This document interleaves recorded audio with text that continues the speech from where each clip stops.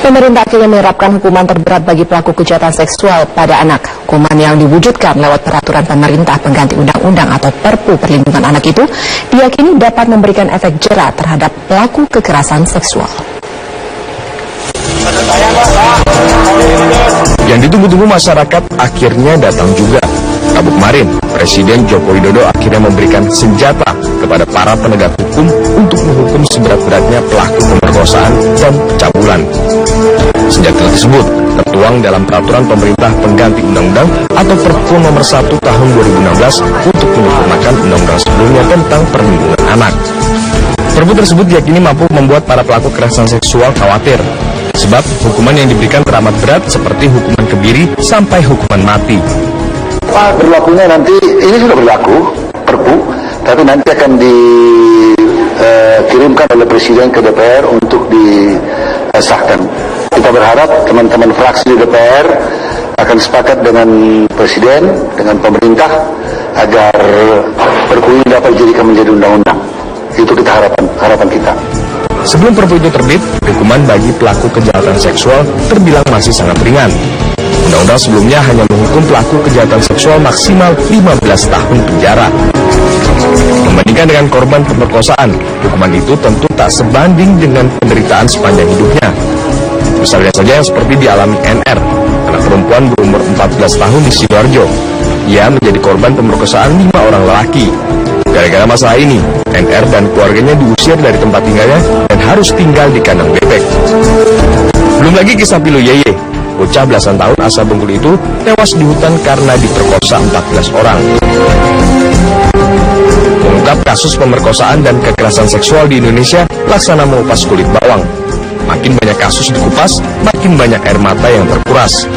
Maka, tak ada satu pihak pun yang boleh bersikap belas asih kepada pelaku kekerasan seksual.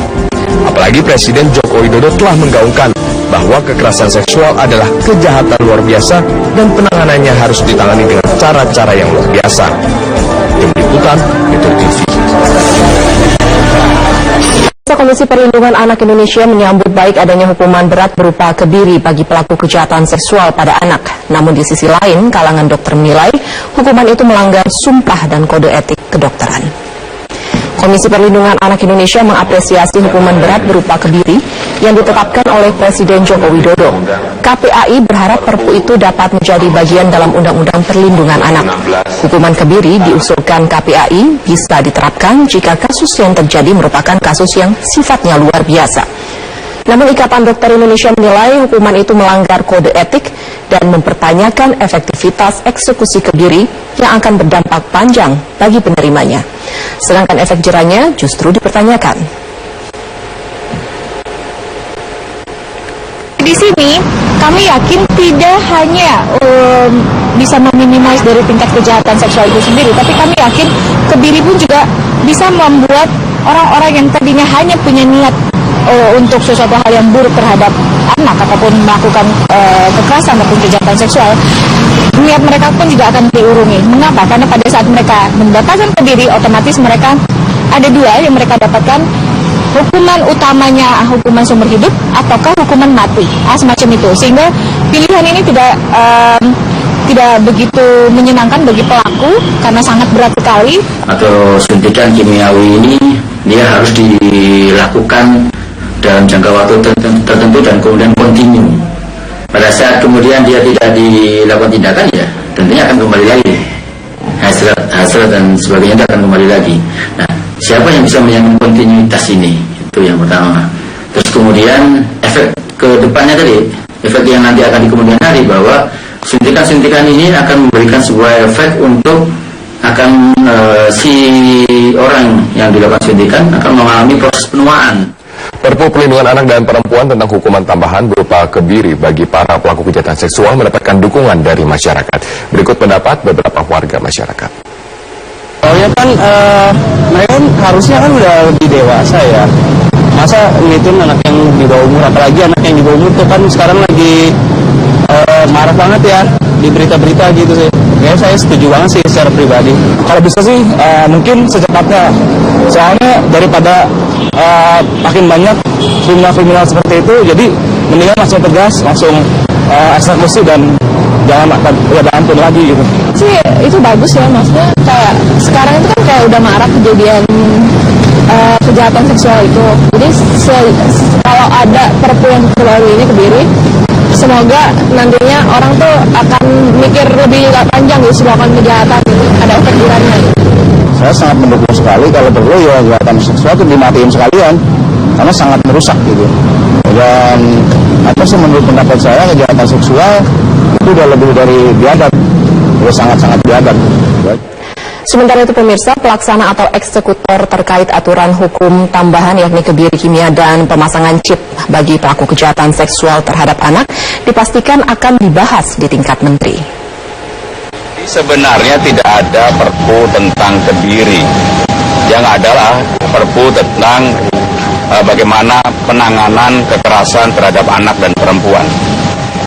Hukumannya ditingkatkan dan ada tambahan hukuman. Jadi sama sekali tidak ada perpu tentang kebiri, sekali lagi ya, supaya ini tidak disalah tafsirkan. Nah, perpu tersebut kapan akan dibawa ke MA untuk disosialisasikan? Presiden sudah menandatangani dan kemarin secara terbuka sudah disampaikan Bapak Presiden kepada publik, dan segera perpu ini dikirim ke DPR untuk disahkan. Dan Presiden sudah menunjuk Menkumham dan menteri terkait untuk menjadi leader dalam permintaan persetujuan di DPR. Kalau perpu ini nanti di DPR disetujui, maka menjadi undang-undang. Pemerintah mengeluarkan Perpu 1 tahun 2016 tentang perlindungan anak dan perempuan berupa pemberatan hukuman untuk para pelaku kejahatan seksual terhadap anak. Maka kini selanjutnya DPR akan membahas dan kemudian menetapkan atau menolak menjadi undang-undang. Kita bergabung bersama rekan kami Jessica Wawor langsung dari gedung DPR untuk informasi selengkapnya. Jessica, pertama bisa Anda elaborasi apa saja poin-poin penting yang tercantum dalam Perpu 1 tahun 2016? Tentunya ada beberapa poin penting yang tercantum dalam Perpu nomor 1 tahun 2016 ini, Robert, dan memang tingginya atau maraknya angka kekerasan seksual terhadap anak ini sempat mengkhawatirkan publik begitu, dan juga mengkhawatirkan pemerintah tentunya. Keseriusan pemerintah untuk memberantas dan juga mengurangi angka kekerasan seksual kepada anak ini akhirnya dibuktikan, di mana kemarin memang Presiden Joko Widodo akhirnya menerbitkan Perpu nomor 1 tahun 2016 terkait dengan perlindungan anak. Ada beberapa poin penting dalam pemberatan hukuman yang diberikan bagi para predator anak ini, bisa dilihat di sebelah kiri saya. Poin-poin penting merupakan hukuman tambahan atau pemberatan hukuman yang diberikan atau yang sudah diusulkan dalam Perpu ini adalah hukuman pertama, ancaman hukuman mati bagi para predator anak, dan bisa dilihat juga di poin yang kedua adalah ancaman penjara seumur hidup. Hukuman pemberatan yang ketiga merupakan hukuman maksimal penjara selama 20 tahun. Dan yang terakhir, hukuman minimal 10 tahun.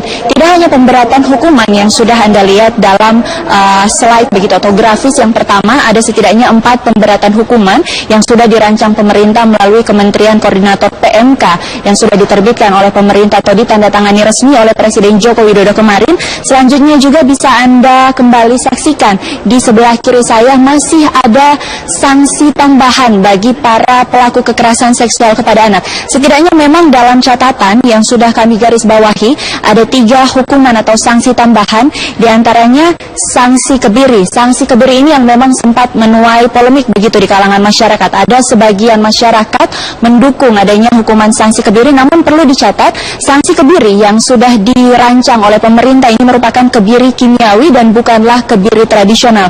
Kemudian sanksi tambahan kedua juga yang tercantum dalam Perpu Perlindungan Anak ini setidaknya bisa dilihat adalah pengumuman identitas pelaku kekerasan seksual. Pengumuman identitas pelaku kekerasan seksual ini, jika kita tarik sedikit ke belakang, ini merupakan salah satu usulan dari Menteri Sosial Kofifa Indar Parawansa pasca ada aksi kekerasan seksual yang sempat mencabut nyawa atau menghilangkan nyawa seorang anak begitu di Bengkulu. Dan kemudian pemberatan atau tambahan sanksi yang ketiga yang sudah dirancang melalui Perpu ini merupakan pemasangan alat deteksi elektronik. Pemasangan alat deteksi elektronik ini menurut pemerintah nanti akan memudahkan pemerintah dan juga lembaga pengawas hukum untuk memantau dan mengawasi bagaimana pergerakan para terpidana atau narapidana yang sudah melakukan aksi kekerasan seksual ini, sehingga tidak akan mengancam atau mengkhawatirkan masyarakat yang ada di sekitar. Robert.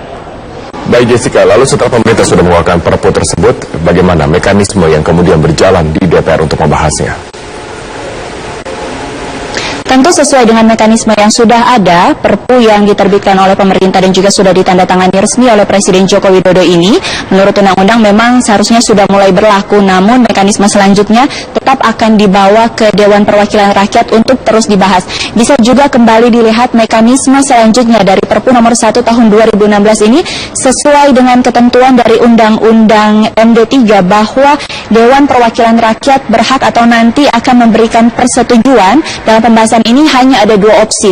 DPR akan menerima atau menolak Perpu nomor 1 tahun 2016 ini untuk diundangkan menjadi undang-undang nanti. Dan saat ini juga memang DPR tengah menggelar sidang paripurna, namun dipastikan dalam sidang paripurna tersebut terkait dengan pembahasan atau surat yang masuk mengenai Perpu nomor 1 tahun 2016 belum juga dibacakan dalam sidang paripurna. Seperti apa nanti sebenarnya mekanisme yang akan dilalui dari Perpu nomor 1 tahun 2016 ini, saya akan langsung bertanya kepada Ketua Balik DPR RI, Pak Supratman Andi Aktas. Pak, bisa mungkin digambarkan bagaimana nanti proses mekanisme yang akan dijalani terkait dengan pembahasan Perpu nomor 1 tahun 2016 ini? Apakah akan memakan waktu yang cukup lama?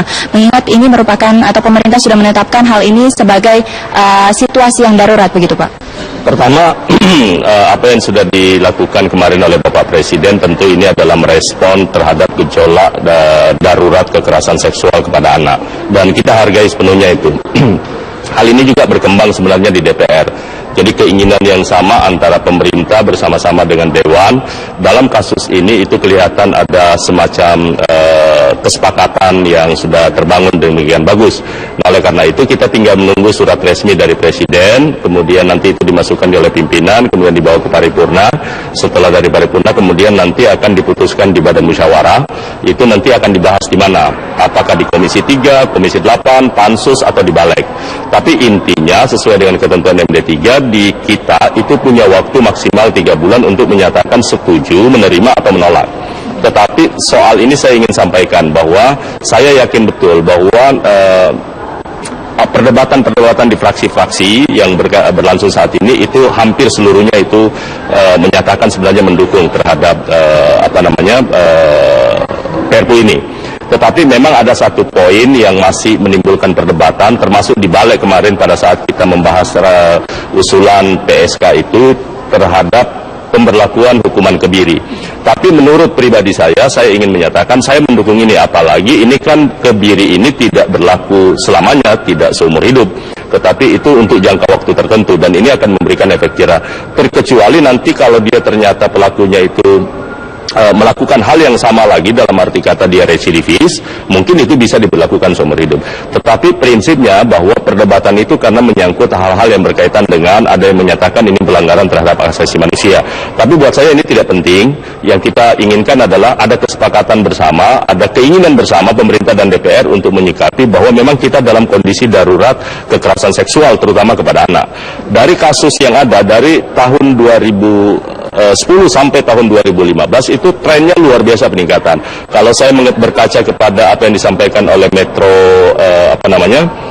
riset itu di tahun 2015 ada kurang lebih 5.000 sekian kasus kekerasan seksual baik kepada anak maupun yang dewasa. Nah, setengahnya itu terjadi pada anak. Nah, kalau itu yang terjadi kepada anak itu luar biasa hal yang harus kita antisipasi sedemikian rupa. Terima kasih Pak Supratman atas penjelasannya. Berarti ini hampir bisa dipastikan fraksi akan menyetujui Perpu yang sudah diajukan oleh atau diterbitkan oleh Presiden, yaitu Perpu nomor 1 tahun 2016 terkait dengan perlindungan anak, di mana memang ada beberapa sanksi pemberatan yang sudah dicantumkan dan juga ada ancaman sanksi tambahan. Dan sedikit juga kita melihat perlu diketahui bahwa memang angka kekerasan seksual ini yang terjadi pada anak cukup besar. Sejauh ini menurut catatan KPAI ada sebanyak 2.898 kekerasan yang terjadi pada anak dan 62% diantaranya merupakan kekerasan seksual. Kami masih akan terus memantau bagaimana jalannya nanti pembahasan atau mekanisme terkait dengan Perpu nomor 1 tahun 2016 yang ada di DPR. Untuk sementara demikian, kembali ke studio Robert. Baik, terima kasih Jessica Wawar atas informasi Anda langsung dari gedung DPR di Jakarta.